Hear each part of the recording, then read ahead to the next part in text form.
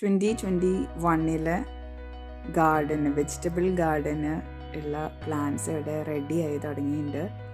ഞാൻ സീഡ് ഇട്ടു കഴിഞ്ഞ ആഴ്ച. ഇത് മുളച്ച് വന്നിട്ടുണ്ട്. 1 വീക്ക് എടുത്തപ്പോഴേക്കും റണ്ണ ബീൻസ്, ടൊമാറ്റോ, ക്യൂക്കമ്പർ ഇത് 3 മുളച്ചിട്ടുണ്ട് കേട്ടോ. ഒരുവിധം എല്ലാ വിത്തുകളും മുളച്ചിട്ടുണ്ട്. റണ്ണ ബീൻസിൻ്റെ ഒരെണ്ണം അവിടെ അറ്റത്ത് മുളച്ചില്ല. അപ്പോൾ അതിനെ ചിലപ്പോൾ ഞാൻ റീപ്ലേസ് ചെയ്യും വേറൊരു വിത്ത് ഇടുന്നതിനകത്ത്. ബാക്കി എല്ലാതും ഒരുവിധം മുളച്ച് കിട്ടിയിട്ടുണ്ട്. ഇവിടെ ഇങ്ങനെ വേറെ ട്രേകളിൽ ഞാൻ ഇത് വേറൊരു ടൈപ്പ് ബീൻസാണ്, ഗ്രീൻ ബീൻസാണ്. അതിൻ്റെ വിത്ത് ഇട്ടിട്ടുണ്ട്. ജസ്റ്റ് മുള വന്ന് തുടങ്ങിയിട്ടുണ്ട്. എനിക്ക് കാണാം, സൂക്ഷിച്ച് നോക്കുമ്പോൾ അതിനകത്ത് ബീൻസ് ഇങ്ങനെ പൊന്തി വരുന്നത് കാണാം. അതിനകത്തുനിന്ന് ഇങ്ങനെ മുള വരുന്നത്. ഇപ്പോൾ ഫെബ്രുവരി എൻഡിലാണ് ഞാൻ ഇതിൻ്റെയൊക്കെ സീഡ് ഇട്ടത് കേട്ടോ. നമ്മളിങ്ങനെ സീഡിൽ നിന്ന് സ്റ്റാർട്ട് ചെയ്യുമ്പോഴേ ഇങ്ങനെ നേരത്തെ തന്നെ തുടങ്ങണം എന്നാണ് കേട്ടത്. സാധാരണ എല്ലാ കൊല്ലവും ഞാൻ ഇത്രയും നേരത്തെ സീഡ് ഇടാറില്ല.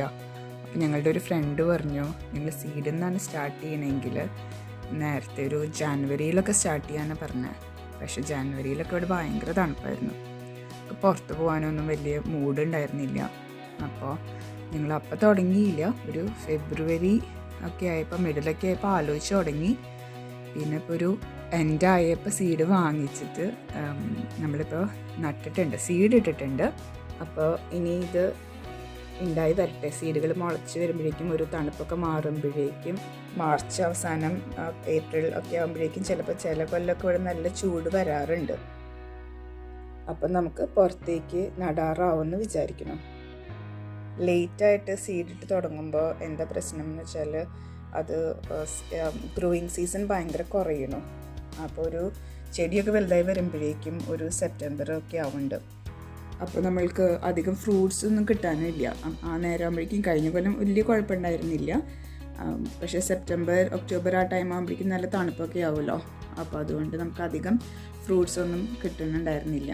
അപ്പോൾ ഇത് നേരത്തെ തന്നെ സീഡിട്ട് തുടങ്ങിയാൽ നമുക്ക് നേരത്തെ ചെടികൾ കിട്ടുമെന്ന് വിചാരിക്കുന്നു. അപ്പോൾ നമുക്ക് നേരത്തെ അത് പുറത്ത് പറിച്ച് നടാനായിട്ട് റെഡിയാവുമെന്ന് വിചാരിക്കുന്നു.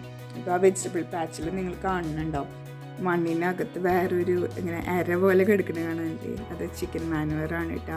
നമ്മൾ ചിക്കൻ മാനുവറും വാങ്ങിച്ച് പാച്ചിലിട്ടിട്ടുണ്ട്. ആ ഒരു പാച്ചിനകത്ത് അവിടെ ഒന്നും കാണാനില്ല, ബ്ലാക്ക് മാത്രമേ കാണാനുള്ളൂ. അതിനകത്ത് ഞാൻ സീഡ് ഇട്ടേക്കാം. നേരെ പുറത്ത് നടാവുന്ന സീഡ് ഉണ്ടായിരുന്നു ഈ സമയത്ത്. അപ്പോൾ അത് ഞാൻ നേരെ അതിനകത്ത് ഇട്ടു. ചിക്കൻ മാനുവർ ഇടുമ്പോൾ മണ്ണിന് ചൂടാവും. അപ്പം ഈ സീഡ് മുളച്ചില്ലെങ്കിലോ എന്ന് വെച്ചിട്ട് ഞാൻ അതിനകത്ത് മാത്രം ഇട്ടില്ല. ബാക്കി എല്ലാ പാച്ചിലും ചിക്കൻ മാനുവർ ഇട്ട് വെച്ചിട്ടുണ്ട്. മണ്ണിലൊക്കെ ഒന്ന് കിടന്ന് ഒന്ന് റെഡിയായിട്ട് വരട്ടെ, മണ്ണൊക്കെ ഒന്ന് ഫെർട്ടിലൈസ് ആവട്ടെ എന്ന് വെച്ചിട്ട്. ബ്രസൽ സ്പ്രൗട്ട്സ് അവിടെ ആയിട്ടുണ്ട്, അത് പൊട്ടിക്കണം. പിന്നെ ഈ ഒരു പാച്ചിലും ഞാൻ ചിക്കൻ മാനൂർ ഇട്ടില്ല കേട്ടോ. സ്പ്രിംഗ് അണിയൻസാണ് അവിടെ വലുതായി നിൽക്കുന്നത്. ഇതിനകത്ത് ഞാനിപ്പോൾ ചീരയുടെ വിത്തിട്ടിട്ടുണ്ട്. അപ്പോൾ നേരത്തെ ആണോ എന്നറിയില്ല ചീര നടാനായിട്ട്. എന്തായാലും ഞാൻ ഇട്ടു, മുളയ്ക്കട്ടെ എന്ന് വെച്ചിട്ട്. പിന്നെ അവിടെ ഇടയ്ക്കൊക്കെ നിൽക്കുന്ന പച്ചച്ചെടികൾ ക്യാബേജാണ്. അത് കഴിഞ്ഞ കൊല്ലത്തെ ക്യാബേജാണ്, പോയിട്ടില്ല. അപ്പോൾ എന്തായാലും അവിടെ നിൽക്കട്ടെ, എന്താ സംഭവിക്കാമെന്നറിയാലോ. കുറച്ച് ബീട്രൂട്ട് ഇപ്പോഴും അവിടെ ഉണ്ട്. പിന്നെ ആ ബ്രസൽ സ്പ്രൗട്ട്സിൻ്റെ താഴെ നിൽക്കുന്നത് ചീരയാണ്, ഗ്രീൻ സ്പിനച്ച്. ഡാഫഡിൽസ് 2 എണ്ണം അവിടെ വിരിഞ്ഞിട്ടുണ്ട്. ഡാഫഡിൽസും സ്നോ ഡ്രോപ്സും മാത്രമാണ് ഇപ്പോൾ ഈ സമയത്ത് എൻ്റെ ഗാർഡനിലുള്ളത്. ചില വീടുകളിലൊക്കെ ട്യൂലിപ്പ് വന്ന് തുടങ്ങിയിട്ടുണ്ട്. എൻ്റെ അവിടെ വിരിഞ്ഞിട്ടില്ല, ചെടി ഇങ്ങനെയായി വന്നിട്ടുണ്ട്, പക്ഷെ വിരിഞ്ഞ് തുടങ്ങിയില്ല. വാഴേനെയൊന്നും നമുക്ക് തുറന്ന് വിടാറായില്ല കേട്ടോ. ഇപ്പോഴും നല്ല തണുപ്പാണ്. ഇന്നൊക്കെ -1 ആയിരുന്നു രാത്രി. അപ്പോൾ വാഴയ്ക്ക് ടൈം എടുക്കും ഇനി റിലീസ് കിട്ടാനായിട്ട്. വേറെ അവിടെ ഒരു ഡാഫഡിലുണ്ട്. ഫ്രണ്ട് ഗാർഡനിൽ കുറച്ചും കൂടി ഉണ്ട് ഡാഫഡിൽസ്.